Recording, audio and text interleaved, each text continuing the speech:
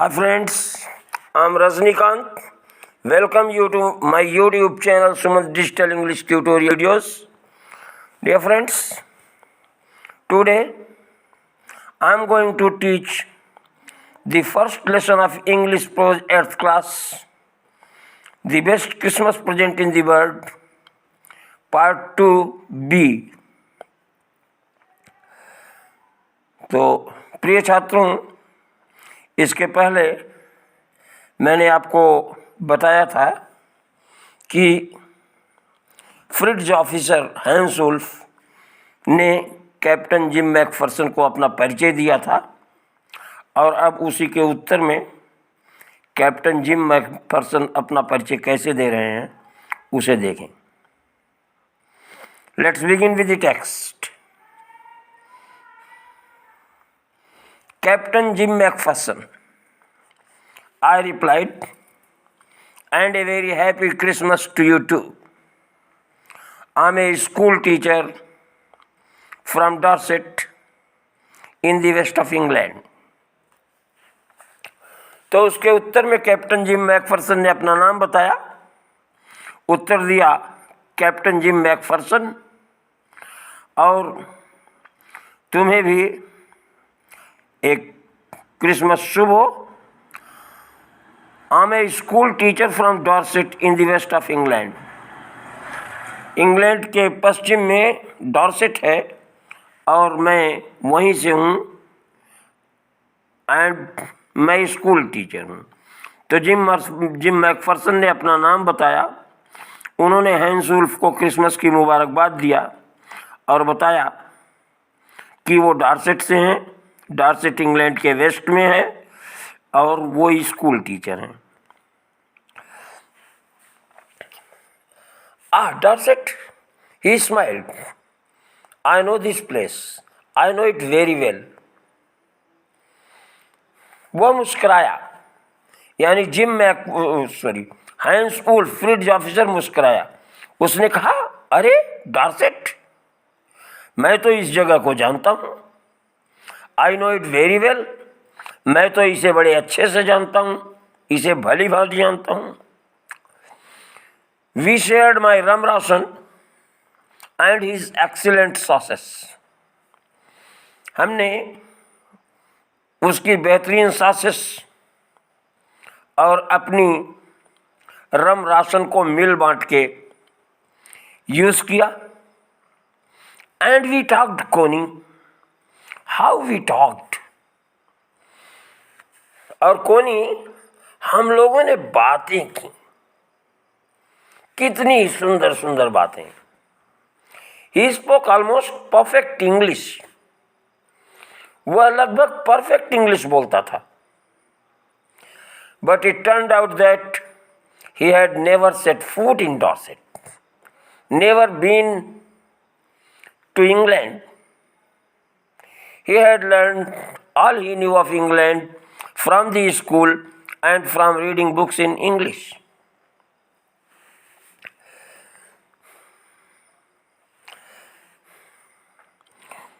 वह perfect English बोलता था। बट इट टर्न्ड आउट, लेकिन पता ये चला, that he had never set foot in Dorset, कि उसने तो डॉर्सेट में कभी कदम ही नहीं रखा था। Never even been to England, यहाँ तक कि वो इंग्लैंड भी कभी नहीं आया था। He had learned all he new of England from school, उसने इंग्लैंड के बारे में जो कुछ भी जाना था, he had learned from school, उसने स्कूल से पढ़ा था। एंड और from reading books in English, और अंग्रेजी की किताबों को पढ़ के जाना था। तो उसने इंग्लैंड के बारे में जो कुछ भी जाना था वो स्कूल से जाना था और अंग्रेजी की किताबें पढ़ के जाना था। वो कभी डॉर्सेट में कदम नहीं रखा था, यहाँ तक कि वो तो कभी इंग्लैंड भी नहीं आया था। His favorite writer was Thomas Hardy. His favorite book, Far from the Madding Crowd. So out there in the no man's land, we talked of Bathsheba and Gabrielok and Sergeant Troy and Dorset. His favorite writer was Thomas Hardy. उसके पसंदीदा लेखक, मनपसंद लेखक Thomas Hardy थे. उसकी favourite book far from the Madding crowd, उन्मत्त भीड़ से दूर, ये टॉमस हार्डी का लिखा गया एक उपन्यास है. उस नॉवेल का नाम है Far from the Madding crowd. तो उसके पसंदीदा लेखक टॉमस हार्डी थे. उसकी पसंदीदा पुस्तक Far from the Madding Crowd थी. इसलिए हम लोगों ने नो मैंस लैंड में Bathsheba is heroine of the Far from the Madding Crowd. Bathsheba एक कैरेक्टर है Far from the Madding Crowd में, जो उस नॉवेल की नायिका है. एंड गैब्रिलोक भी उस नॉवेल का एक कैरेक्टर है और वो उस प्ले का, उस नॉवेल का नायक है. And sergeant Troy is also a character in the novel, और वो उस नाटक का विलेन है, उस नॉवेल का विलेन है. And Dorset is the place where all the happenings that have been plotted in the novel occurred. Dorset एक ऐसी जगह है जो उस नॉवेल में जो भी सीनरीज प्लॉट की गई हैं वो सब डॉर्सेट में की गई हैं. He had a wife and one son born just 6 months ago. तो कोनी मैकफर्सन से जिम मैकफर्सन शेयर कर रहे हैं लेटर के माध्यम से कि उस फिट्ज ऑफिसर के एक पत्नी और एक बेटा है, और वो बेटा जो है केवल 6 महीने पहले पैदा हुआ.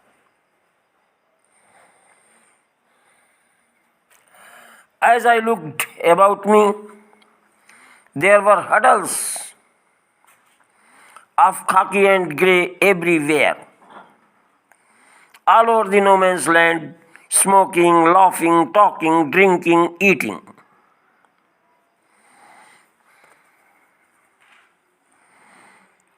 As I looked about me, जब मैंने अपने आसपास देखा, there were huddles of khaki and grey everywhere. तो चारों ओर खाकी कोटों और भूरी कोटों की भीड़ लगी हुई थी पूरे नो मैंस लैंड में. They were smoking, laughing, talking, drinking, eating. वे लोग सिगरेट पी रहे थे, हंस रहे थे, बात कर रहे थे, ड्रिंक कर रहे थे, खा रहे थे. Hans Wolf and I shared what was left of your marzipan Christmas cake Connie. उसने बताया कि कोनी, मैंने और हैंस वुल्फ ने तुम्हारे मर्जीपन क्रिसमस केक का जो बचा हुआ हिस्सा था उसको बांट के खाया. He thought the marzipan was the best he had ever tasted. वो सोचता था कि अब तक उसने जितने भी केक खाए हैं मर्जीपन उसमें बेस्ट है. आई अग्रीड, मैं भी सहमत हुआ. We agreed about everything and he was my enemy. हम सभी बातों पर सहमत हुए और वो मेरा एनिमी था. There never was a Christmas party like it, कोनी. तो जिम मैकफर्सन कोनी मैकफर्सन को बता रहे हैं कि कोनी, इस तरह की क्रिसमस पार्टी कभी भी नहीं हुई. Then someone, I don't know who, brought out a football. फिर कोई एक, जिम मैकफर्सन नहीं जानते कि वो कौन था, brought out a football, एक फुटबॉल बाहर निकाल के ले आया. Great coats were dumped in piles to make goal posts, and the next thing we knew, it was Tommy against Fritz. Great quotes, बड़ी बड़ी कोटें were dumped in piles, बड़ी बड़ी कोटों का ढेर लगा दिया गया टू मेक गोल पोस्ट बनाने के लिए। और अगली चीज, द नेक्स्ट थिंग, अगली चीज वी न्यू, जो हम जाने, it was Tommy against Fritz.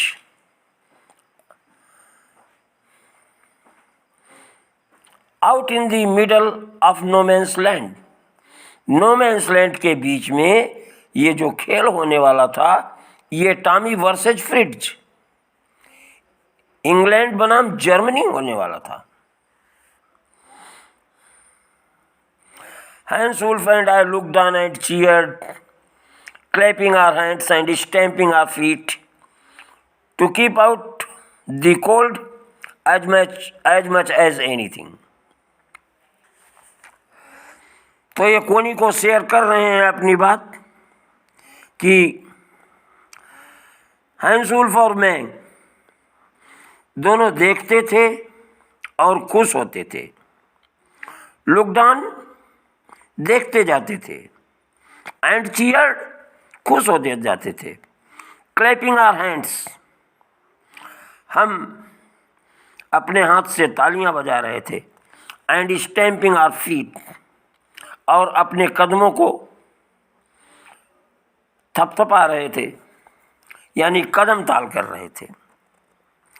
To keep out cold as much as anything, इससे हम ठंड को भी दूर भगा रहे थे जितना कि दूसरी कोई चीज़ कर रहे थे, उसी मात्रा में हम अपनी ठंडक को भी दूर कर रहे थे। It means they had been enjoying the football match as well as keeping out their cold.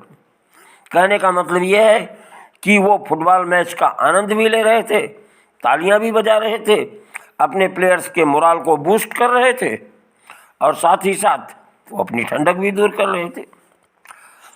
There was a moment when I noticed our breaths mingling in the air between अस।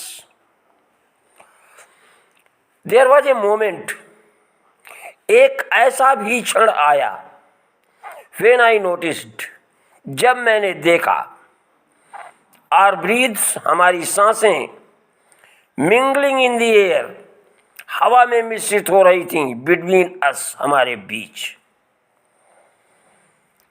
तो कोनी मैकफर्सन से gym Macpherson बता रहे हैं कि खेल देखते देखते ऐसा भी क्षण आया जब जिम मैकफर्सन को ये फील हुआ, जिम मैकफर्सन ने ये देखा कि हमारी सांसें हवा में हमारे बीच मिंगल हो रही थी, मिक्स हो रही थी। He sighed too and smiled, उसने भी उसे देखा और मुस्कुराया। Jim McPherson he said after a while, I think this is how we should resolve this war. तो after a while he said, थोड़ी देर के बाद उसने कहा कि जिम मैकफर्सन, आई थिंक, यानी Hans Wolf thinks, Hans Wolf सोचता है, दिस इज हाउ, यही वो तरीका है, they should resolve this war, कि वे इस लड़ाई का हल निकाल सकते हैं। ए फुटबॉल मैच, एक फुटबॉल मैच की तरह। वो मुस्कुराया और उसने कहा कि जिम मैकफर्सन, ये भी एक तरीका है कि हम इस युद्ध का हल निकाल सकते हैं। Resolve to produce solution, a football match, एक फुटबॉल मैच की तरह। No one dies in a football match, football match में तो कोई भी नहीं मरता। नो चिल्ड्रेन आर ऑर्फन्ड, कोई भी बच्चे अनाथ नहीं होते। नो वाइव्स बिकम विडोज, और कोई भी पत्नियां विधवा नहीं होती। तो कहने का अभिप्राय यह है कि उसने, हैंस वुल्फ ने कहा कि जिम मैकफर्सन, हम इसी फुटबॉल मैच की तरह इस युद्ध का भी हल निकाल सकते हैं, क्योंकि हमारे आमने सामने की लड़ाई में तो तमाम औरतें विधवा हो जाती हैं, बच्चे अनाथ हो जाते हैं, तमाम लोग मर जाते हैं। लेकिन फुटबॉल मैच का जैसे हम हल निकाल लेते हैं तो उसमें तो कोई नहीं मरता, उसमें कोई बच्चे अनाथ नहीं होते और कोई वाइफ जो हैं वो विडो नहीं होती हैं। तो dear guys, it was all for today. Hope you must have enjoyed this video lecture.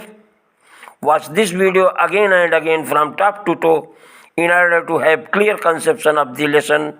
Thanks for watching. Bye.